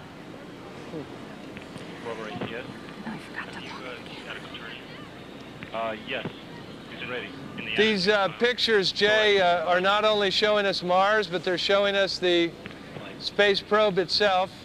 Go ahead. Yes, this is what they've been cheering about, John, is the fact that the lander is still in great shape, and it's just been a wonderful day for them. And if I may, as Jeff was talking about a while ago, correcting the fact that what happened they discovered on the mission with Viking on the biological sample. Our book out just this week called Destination Mars that I've got here, we've been talking about on MSNBC. Jeff, Dr. Gerald Softman wrote a whole chapter in this book about that experiment of where they received that and what happened later and all on Viking, and all of it is in here, and thank you for correcting me because I didn't remember the part that you just told me about. And also in here, I got to tell you, Jeff, is ASAP Hall's 26-inch reflector telescope that he discovered the 2 moons around Mars, and we have those pictures in here from those discoveries by ASAP Hall. You being there at the Naval Observatory, and you're looking through that telescope now. You mentioned that a while ago. I just wanted to tell you. And now I want to get back to these pictures, John, because they are fantastic. They are tremendous. We want to let everybody take a look at them as best we can and try to tell people what we're seeing. When they get a little murky, maybe somebody can offer an explanation. Well, we're looking at a bag here, obviously. It's one of the bags, but just before, as I was talking, they had some tremendous pictures up there. But they've taken a complete survey around, a panorama of the whole lander there, and I just can't wait, John, to see them in color in more detail. It's going to be fantastic looking at what they got to look at. There's another great picture right there. Jeff, what do you see there? I'm seeing a lot. Well, that one was pretty fast, but what we're seeing again is just rocks of all shapes and sizes. They have different gradations of gray on them. We're probably seeing exactly what they expected, which is rock species of many different types that have been washed down by these ancient floods a long time ago. It also looks like... I've got to interrupt everybody and thank you all. Lucy McFadden from the University of Maryland, Jeff Chester from the Naval Observatory, and of course Jay Barbary down at the Cape. As always, we are looking at the first pictures from Mars, the first color pictures from Mars. The first color pictures of Mars should be coming in during the news with Brian Williams in about an hour. We're not going to leave this now, not just yet. If necessary, we'll join Internight in Progress, but let's keep looking. What was that one? That looked like a shot of the sky. Yeah, it looked like a true landscape and skyscape of Mars. Jay, are you still with me there? No, I'm here with you. I was waiting for Jeff to say, because this is more Jeff's expertise than mine, and I'd like to hear a little more of his analysis in here, John. And I was waiting for him, but I'm looking at it. Looks like, you know, so the airbags again here. Is that what they are? That's an airbag again. Well, I want to go out and pick those up and get them out of the way. Okay, Jeff, Lucy, we'll send you up. Jeff, when we see something like that, we've seen that one before, but well, tell us what you observed. I'm no geologist, but you know, what is amazing here is, again, we have what appear to be rocks of two different colors. There's some rocks where we seem to be seeing pores that might be indicative of a volcanic origin. There's others where this one here looks like it's got cracks in it. Look at that sky, Jeff. Oh, look at that. And there's a big hill out there in the distance. What a beautiful day on the planet Mars. This is just incredible. I mean, it's almost a report from the planet Mars, courtesy Jeff Chester of the U.S. Naval Observatory. They are we're back here on these rocks again, and now we're seeing that flat part that we saw a little bit earlier. And these are rocks that are quite light in color. I can't wait to see the color for that reason, Jeff. You got the light ones, and then you got the darker ones over here. And I can't wait to see the color pictures of the sky. That's going to be, you know, when the Vikings were there was a lot of dust in the air, and the sky was very kind of a salmon pink color. One of the things that they've done is they've used the Hubble Space Telescope to actually take weather pictures of Mars while they were on the way. And the weather forecast as of yesterday was that they were going to touch down and maybe see a nice blue sky. Now here's an area where we're seeing some what look like very large boulders that are probably three-quarters buried in the sand. This you know is I think I'd like to make a prediction. It looks like, I'm surprised to see so many rocks strewn around, and I would wager that we have landed in that area that Matt Golombek was talking about earlier that is full of secondary craters. I think these rocks have been put there from ejecta from craters. And this was one of the possible areas that he was talking about earlier that we might have landed in. But of course we have to wait and look around and assess the situation and as well as get some radio reception. Lucy, would you explain what is a secondary crater? A secondary crater is, let's see, when you have a primary crater, you have an impact from a large incoming body that collided with the surface of Mars, and that threw out material from that impact, and that material landed further away from the primary impact site and then was ejected again. So a secondary crater is formed from fallback from the impact of a large meteorite or a meteoroid that has hit the surface of Mars. And Lucy, is the area where the Pathfinder landed, is that what we would call a lake bed here on Earth? Well, now, let me remind you, I was speculating, but they chose that area on Ares Vallis to be an area that had been swept away by large volumes of water. There are regions in that area that are flat and smooth like a lake bed, but there's also in the map that I saw earlier a region of cratered terrain. And I'm seeing these blocks of rock, and if water flowed through there, they would have removed these rocks. Now, these blocks could have been put there from a crater that happened after the water flowed by. So again, there's the element of time in here, which the scientists are going to be trying to extract from their observations. Jay Barbee, if you wouldn't mind, I'd like an explanation from you again. I know you've given it before, but maybe this is an appropriate time. How are these pictures, A, getting back to us, and B, being processed into a format where we recognize them as something? Well, you know, I'm not that have the expertise to really explain it, but basically what it is you have these signals transmitted back by the high gain and antenna, and then they go into the computer, and the computer then recreates the signals that it has, and out comes the pictures. So it's like sending a picture to a certain extent over a wire here, or a fax sending, you get a picture of a fax coming in. You have these electronic signals, the data that comes in, and from that is formed the picture. So that's a simple way, and I'm sure it's a lot more details than that, but that's about as far as my expertise goes on it, John. going to do it. And I think Alan Boyle here may have an explanation as well, Jay. He's our digit bit and byte guy. Alan, what do He's you the know guy. I elect him. Jay, you're the man, but I just wanted to add a couple of technical notes. First, even this high gain antenna sends stuff back at about 2,500 bits per second, which is pretty slow for terrestrial travel, but because it's such a faint signal coming from so far away, they want to make sure that they get the signal over the bridge in this vicinity. Whether the whole column crossed, whether a brigade crossed or not, we just don't know.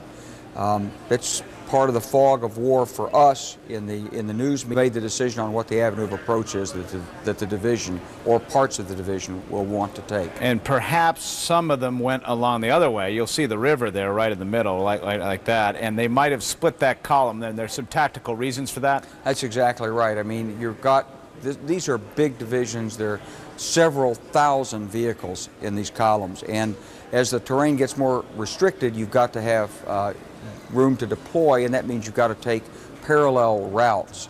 So you probably wouldn't keep the whole division on the west bank of the Euphrates, but you might keep some of it over there. All right, one final point before we give it a rest on the big picture here, and that is the town of Najaf. Reports on Iraqi television that U.S. armor has made it as far as Najaf, about 95 miles from Baghdad. As we zoom in on Najaf, once again, not too far from the Euphrates River. That's pretty significant, and what that tells us is that perhaps these tanks are moving at record pace if they're in this part of the world, as close as 95 miles to Baghdad. What are your thoughts? My thoughts are that when we're not hearing anything from those units, they're probably moving, and they're probably continuing to close in on Baghdad. I think it's clear that the key fight is going to be around Baghdad if there's a key fight.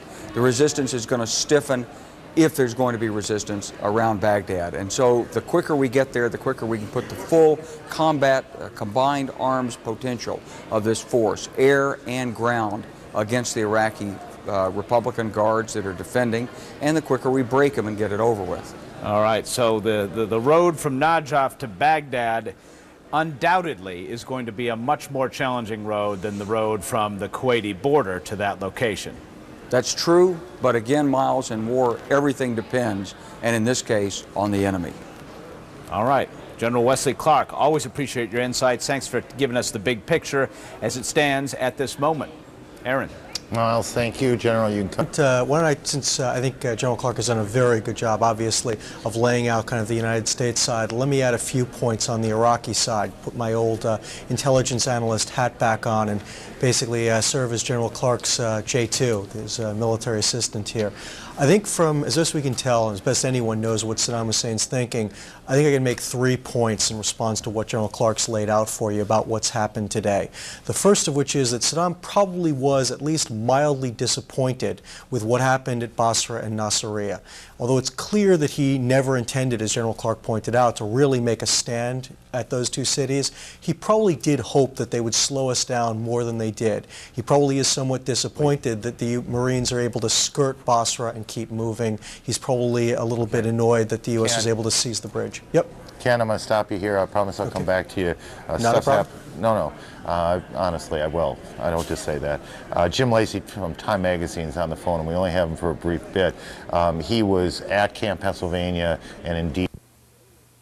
But they are not all going the same way. Sometimes one arrow will pause and wait for another arrow to flank around it. Each of those arrows is an American military unit, either the United States Marines or the United States Army 3rd Infantry Division. Sometimes they slow and stop while the other arrows pass them by, fold in front of them, fold in back of them. All of these arrows are flying. All of these U.S. Army and Marine Corps military arrows are flying toward Baghdad. That is what we are seeing. When resistance is encountered, one arrow will stop. There seems a determined policy on the part of the planners in the Pentagon and here in the command centers here that when resistance, Iraqi resistance, is encountered, one arrow will stop there, will not engage, that is, close force-on-force engagement. they'll stand back. The U.S. forces, the Army, in our case, the 3rd Squadron, 7th Cavalry, will fire an artillery barrage to protect the tanks and make sure that the tanks and the Bradley fighting vehicles do not come in immediate head-to-head contact with the Iraqi units which lie ahead. Now, we saw that yesterday. 7th Cavalry was moving north down this road behind me, north towards Baghdad. There were certain topographical features we can't go into at that point for security reasons, but the 7th Cav was moving down this road. They discovered an Iraqi unit ahead of us. They didn't know the size at the time. It turned out to be a rather large unit, battalion size. That unit put up resistance anytime the American reconnaissance helicopters flew close. They fired shoulder-fired missiles at the helicopters, and there were a few mortar shells fired in the direction of the 7th Cavalry. That being the case, the Army's standoff weapons, the big artillery, started shooting ahead. The net result of yesterday's engagement here, and it was more than a skirmish, is we believe that in a battalion-sized unit, we may be looking at upwards of 200 dead Iraqi soldiers over my shoulder, just a few miles in the distance. And by the way, the artillery keeps rumbling. There was a heavy bombardment last night, and while we've been on the air, I'm not sure you can hear it, but I can hear 155s in the distance. That is American artillery pounding that Iraqi unit, or the remnants of the Iraqi unit, softening the way for when the Pentagon and when the commanders here give the orders to go forward. But again, we're just one arrow flying at the bullseye Baghdad, and other units we've seen sweeping around us to the west. Other units we know are sweeping around us to the east. These arrows are constantly flying towards Baghdad. Presently, our arrow is in a pause position. Okay. Aaron? Okay, Walter, here I'm gonna ask you to step aside a little bit, and we have been so we can see the men of this unit. We have spent, all of us here who have watched this from the comfort of Atlanta over the last several days, have spent a lot of hours with these guys. Maybe if you can widen out a little bit, if that's possible, we can get a better view. Walter, we see another storm stenciled onto that vehicle in front of you. What does that mean? Another storm is actually just the name of the particular tank that you're looking at. Of course, it's an M1A1 Abrams. This tank happens to belong to Captain Clay Lyle. He's the commander of the Apache troop, that is Apache Company. But there are many tanks with names on them in the distance. There's one that looks like antique. I've seen other names painted on the tank's barrels. One name on one of the barrels was American Badass. They've got all sorts of names, some of which we can read on the air, others can't. But again, these are just names that the soldiers in the 7th Cavalry paint on the tanks to send a message to the Iraqis or whoever happens to be at the wrong end of their 120mm guns. Another storm presumably refers to another storm following Desert Storm. Go ahead, Aaron. Let me ask you one other name. Who's been your photographer through the course of this? Our photographer is Charlie Miller. He's a freelance photographer, a Scot, and I had CNN was very good to me. They said you can have whatever cameraman you want, and I picked Charlie. He and I did Afghanistan together. Well, you picked well. Charlie, thank you very much for your hard work over the last several days. We've got many notes from people wanting us to thank both of you for the work that you have done. As you pan across, you see the kinds of conditions far more clearly, honestly, than the video phone could ever provide. This is a more standard kind of a camera and satellite that's a satellite dish that's sending these pictures back. When we first came up on these guys back 2 nights ago, there was nothing but brown. General, we saw nothing but that dirty desert sand. Now we see just behind them, and we started to see this yesterday, a little bit of green. So they've traveled some distance. Walt, you know how many miles? You'll say it to me in kilometers, won't you? You've traveled so far? Yes.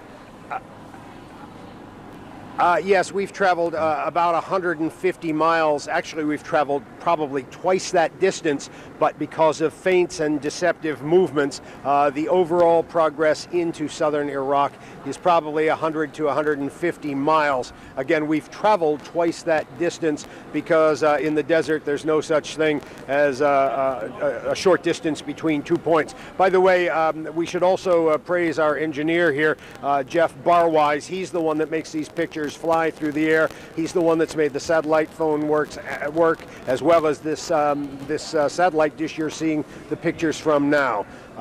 What you're looking at now, Aaron, by the way, is a line of vehicles of the 3rd Squadron, 7th Cavalry, a tank in the distance, and then yet another tank, and then there's the Bradley fighting vehicle, and then the Army's Civil Affairs unit, which is to contact the civilians once we get close to them. Aaron? Walt, stand by. We're going to try and come back to you, but I'm going to lose one other feed, and I want to get to it first. Thank you, and thank Jeff and Charlie as well. Christian Amanpour is back in northern Kuwait. Christian has been traveling with British units who went into Qasr, as I recall earlier. It's good to see you back safe and well. Aaron, the ground war in the southern eastern part of Iraq seems to be proceeding apace. Qasr, as far as we've heard, latest reports is that both the new port and the old port are secured, and overnight we have not had any reports of any of these pockets of resistance that we were seeing yesterday and over the past 24 hours. When we talked to US and British commanders there, because it was a joint operation, they told us that they fully expected to have that port and its small residential area under control by the end of yesterday, by the time night fell yesterday, and it appears that certainly overnight there have not been any major skirmishes, and indeed we're being told that they hope to bring in the beginning of humanitarian aid, at least some small bits of humanitarian aid, certainly within the next 24 to 48 hours. As for further north, up to Basra, US and British forces had moved on up north towards there. We have reports that the 51st Iraqi Army Division, which was considered the main defenders of that site outside of Baghdad, has been neutralized, not in terms of any specific conflict between the US and British forces and the Iraqis, but mostly in terms of capitulation, and as one British official quoted to us, they have melted away, the Iraqis. And we're being told that in Basra there is no sign of any resistance, although there is also no specific plan at this moment for any of the US or British forces to actually go into Basra in terms of having it as a military target. In fact, what's happening right now in the broader area here is that they have also consolidated the oil fields, the Rumaila oil fields, which are extremely vital. They produce 60% of Iraq's oil, and one of the key objectives at the beginning of this military campaign was to secure those vital economic and strategic targets. The oil fields, the oil terminals down on the Al-Faw Peninsula. We've heard much about the oil wells on fire. Although the pictures look dramatic because they're close in, the strategic significance of that overall is fairly minimal, because those oil wells are about 9 out of 500, and the wells themselves can be capped and the fires can be put out. What's difficult is when the gas and oil separation units are sabotaged, and that so far hasn't happened. And in fact, in about half an hour from now, we're going out there to see firsthand the status of the oil fields and those vital gas and oil nodes where the oil wells feed into. In terms of the broader picture down here, the British are now fully consolidating their control of the southeast. The US forces that were part of these British operations, in joint operations, are now hold others to varies depending if you're in a court of law or in a war. And in a war, the kind of evidence that people are thinking about doesn't exist for the most part. You just don't get ground truth instantaneously in situations like that. We have reports from people who suggest that they were eyewitnesses to certain things, but we can't go out and double check them, and you can't talk to other people who had a different perspective, and therefore it's not possible to know for certain knowledge precisely what took place. Is he, though, in control, as far as you can tell, of his military and of the regime?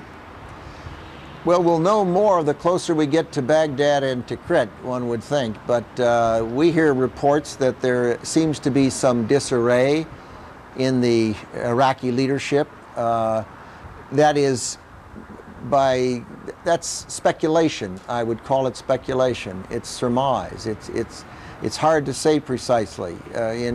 in these kinds of situations, we could be being tricked in some way. So these things will unfold. What we do know is that the outcome is certain, that if people want to save lives, they should surrender. We're telling them in multiple ways, through leaflets, through the radio, through television, through direct communication by telephone, how they can avoid being killed and how they can help their country and liberate their people. And they'd best do that, because it'll just take us longer, but it will still happen. Could you tell us what the line of communication is between the U.S. and the Republican Guard in trying to encourage them to surrender? It varies from unit to unit, and it tends to be in a variety of different ways, and I don't know that I'd want to get into the details. But you can tell us it's ongoing, it's continuing right now. That's correct. On a unit level. Are you up on a unit-to-unit level, meaning U.S. military personnel or intelligence community personnel? It varies, but it is at the unit level. It is not at a senior Iraqi armed services or regime level. There aren't any kind of negotiations going on at the very top level. The discussions that take place relate to specific units, and we've had good success in a number of units surrendering, and that's made a lot of sense. People's lives have been saved. There was a report here in the Gulf suggesting 3 top Iraqi leaders may have been killed in that initial airstrike. Tariq Aziz, the deputy prime minister, Ali al-Majid, so-called Chemical Ali, and Izzat Ibrahim. Do you have any evidence that any of those 3 may have been killed in that initial airstrike? No, I don't. Let's move on and talk about the airstrikes.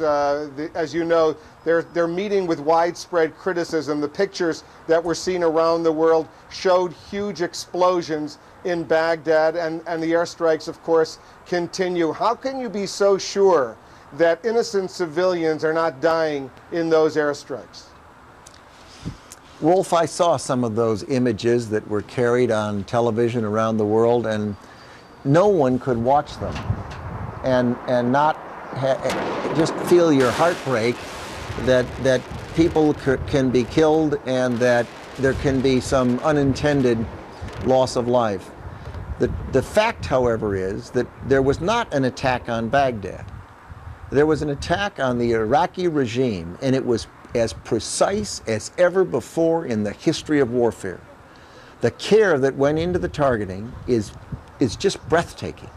And it is in the battle damage assessments, and the people from the ground that we talk to are telling us that to a great extent in Baghdad, people are going about their business because they are so impressed with the precision of those targeting and those bombs and those attacks that they feel that the coalition forces are doing it in as the best possible way. It looks like it's a bombing of a city, but it isn't. It is a bombing of military targets, very precisely, and regime targets. And the television image is belied by what's seen on the ground. But we've spoken to journalists, Mr. Secretary, who were there, who heard the explosions, the thunder. They said the earth basically shook for them. They said it was a terrifying experience. There are some 5 million people who probably were terrified during that ordeal and continue to be terrified right now. The question is this the way to win over the hearts and minds of the Iraqi people? Wolf, the Iraqi people are hostages to a vicious regime. They will be liberated. It's going to happen. The only way to do it, they tried diplomacy for 13 years. They tried economic sanctions. Neither worked. They tried limited military applications in the northern and southern no-fly zones. That didn't work. They tried 17 UN resolutions. President Bush went one extra step and provided 48 hours for the Iraqi regime to leave the country and leave it without a conflict. Every single effort was rebutted, rejected. Now, that leaves only one course. You say, is there any way to do it without conflict? No, everything else was tried. And the Iraqi people are going to end up liberated. The ones that have been liberated in the southern part of this country are grateful and appreciative. And that will be the case as Baghdad is liberated. But there are plenty of people out there, counterterrorism experts, who've already expressed fear that the images of this bombing, the shock and awe campaign, will merely foment terrorism, create new recruits for Al-Qaeda and other terrorist groups to go after American targets. Wolf, I know there's lots of so-called experts opining on this and that. The fact is that the terrorists did not need any provocation.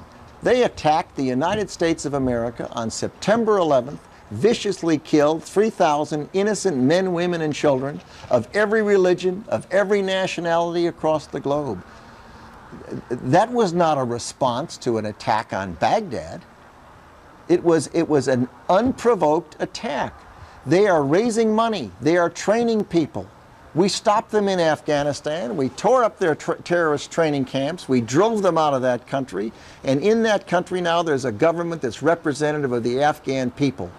And that is what's going to happen in Iraq. And the idea that this is provocative is wrong. Weakness is provocative. It entices people to do things they otherwise wouldn't do. And war is everybody's last choice. No rational person wants war. President Bush doesn't. The American people don't. General Meyer said the other day that the war was moving on all fronts in the south, in the west, and in the northern part of Iraq. Let's go through a few specific details. In the south, I assume Qasr, the key port in the south, has been captured and secure. What about Basra and Nasiriyah? I don't use the word secure, and the reason I don't on the port is because nothing's perfect. There's no question but that the coalition forces have occupied the port area. They're now in the process of taking mines out of the water so that humanitarian assistance and medical supplies and food can come in through that port. But I suspect that there will continue to be sporadic firefights from some dead-enders who don't want to give up. So I think that secure is probably somewhat of an overstatement. Basra is the same situation. The forces have moved in from the south. Most of the resistance has ended in the Basra area, but there'll, I would suspect, continue to be some dead-enders who will continue to fire at coalition forces. The oil wells in the south have been secured, quote unquote, but there again, there could be some untidiness as we go forward. And British forces are now occupying the bulk of those, that area where the oil wells are, and it's important that they be saved for the Iraqi people. There are about 10 wells that are burning, and we have people coming in the next 48 hours who will begin to put those fires out. As forces move north, there will be conflict and firefights, but we won't know whether the resistance, once we get closer to Baghdad, will be different from what we've experienced in the south, but I think it's reasonable to expect that it might be much more fierce. And Nasiriyah, is that yet under coalition control? The forces are clearly in that area, and I'll leave it to General Franks and his terrific team of people to characterize the progress that's being made by coalition forces. Let's talk about Western Iraq for a moment. Can people in Israel sleep easier tonight because U.S. forces are in control of that so-called H-2 and H-3 airfield from which so many Scuds, 39 Scuds to be specific, were launched against Israel during the first Gulf War? Well, there's no question but that is the area where the ballistic missiles were launched last time, and they put at risk neighboring countries as well as Israel. We have a lot of special operators ranging across that generally vacant area, unpopulated area, and we feel pretty good about the fact that we've covered a lot of that ground. I wouldn't want to say that it's absolutely certain, that something couldn't be fired from that area, but given the overhead control we have, the air superiority, indeed air dominance in that part of the country, and the number of people on the ground, I think that we can feel much better today than yesterday or the day before with respect to that issue. Mr. Secretary, I know your time is limited. Before I let you go, very briefly on the north, Turkey, there are conflicting reports whether Turkish forces have indeed moved across the line into northern Iraq or not. Have Turkish forces gone into northern Iraq, and does the United States want them to be there? I've been hearing reports from the press almost every 4 hours for the past 3 or 4 or 5 days, reporting or alleging or speculating that Turkish forces have moved into northern Iraq in force. I can say two things about that. We have no intelligence evidence that suggests that's true. Second, the Turkish forces tell us repeatedly that it is not true. I believe them. In the event that we find that not to be the case, why, obviously that would be unfortunate. Are U.S. warplanes flying over Turkish airspace now as they go on bombing runs towards Iraq? U.S. coalition aircraft are flying over all of Iraq. There's no question about it. They're covering every inch of that country. And the shock and awe campaign